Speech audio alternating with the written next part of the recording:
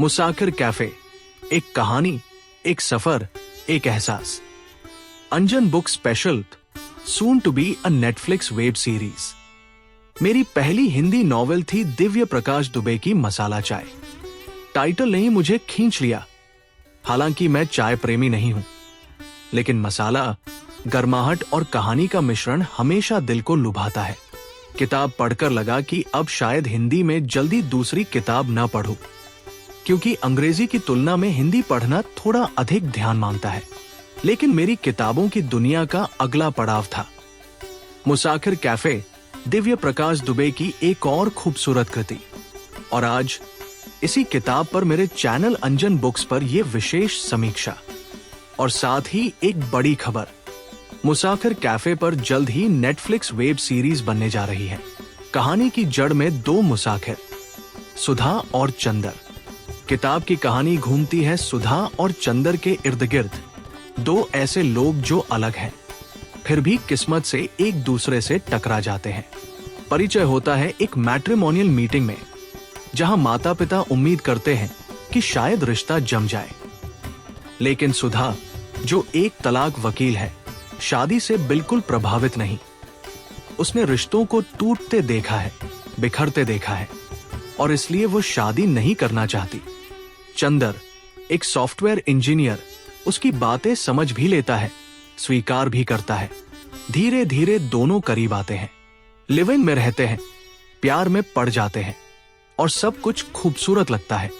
अगर सुधा की जिद बीच में न आती। दुनिया की नजर में प्यार और रिश्तों का ढांचा तय है, और उसे न मानने की कीमत कभी भी दोनों को चुकानी पड़ती है।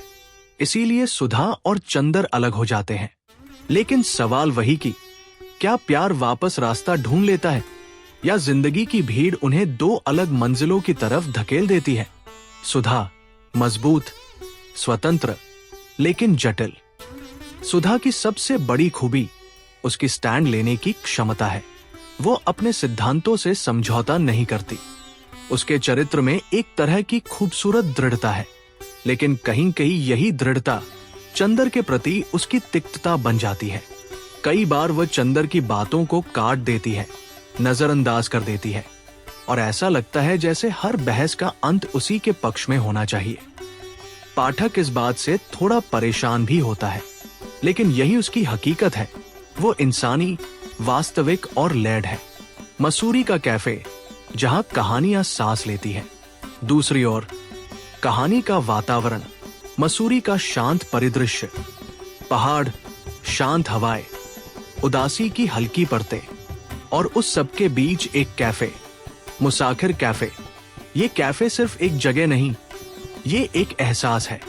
यहाँ हर ग्राहक एक कहानी छोड़कर जाता है, और बदले में थोड़ी शांति, थोड़ी समझ, थोड़ा खुद को लेकर जाता है। दिव्य प्रकाश दुबे की लेखनी यहाँ बेहद चमकती है। कभी हंसी लाती है, कभी सिखाती है, कभी दिल में रुलाई छोड़ जाती है। और अब नेटफ्लिक्स वेब सीरीज। हाँ, आपने सही सुना। इस खूबसूरत किताब पर अब नेटफ्लिक्स वेब सीरीज बनने जा रही है। इसका मतलब है कि सुधा और चंदर की केमिस्ट्री, मसूरी की वादियां, और मुसाखिर कैफे की सोलफुल वाइब्स अब आपको स्क्रीन पर जिंदा नजर आएंगी।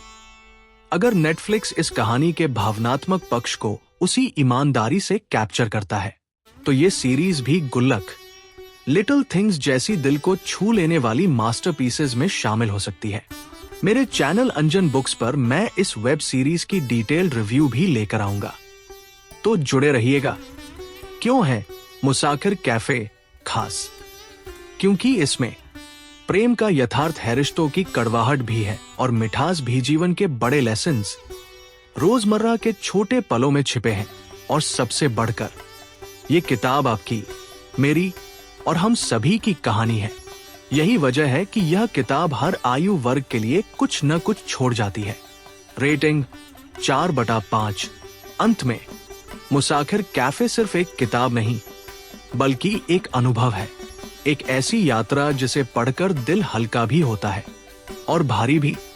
और जब आप आखिरी पन्ना पलटते हैं, तो दिल कहता है, हम सब वाकई मुसाखिर ही तो हैं।